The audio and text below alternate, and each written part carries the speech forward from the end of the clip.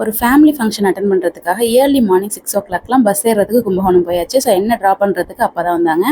Family function, முக்கியமாக function டைமில் எனக்குமே முகூர்த்தம் ஆர்டர்ஸ் இருக்கும்.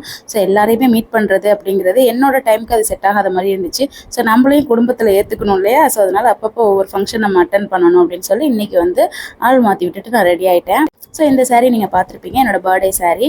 ஸோ ஃப்ளவர் வந்து இங்கே வீட்டில் போய் இல்லை அப்படிங்கிறதுனால நான் அங்கே போய் பர்ச்சேஸ் பண்ணிக்கிட்டேன். ஸோ இங்கேருந்து ஒரு 2 hours கிட்ட ஆகிடுச்சு காரைக்கால் போகிறது, கும்பகோணம் டு காரைக்கால் போகிறது. ஸோ என்ன ஃபங்க்ஷன்னா பேபி ஷவர் ஃபங்க்ஷன் தான்.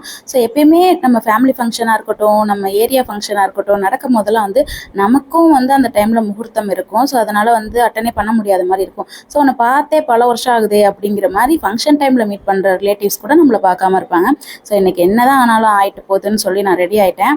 ஸோ எல்லோரும் அப்படியே 7 வகை சாப்பாடு 5 வகை சாப்பாடுன்னு வைப்பாங்களே. ஸோ அப்படியே சாப்பிட்டுட்டு ரிட்டன் நம்ம கிளம்பியாச்சு. ரிட்டன் கிஃப்டோட கிளம்பியாச்சு.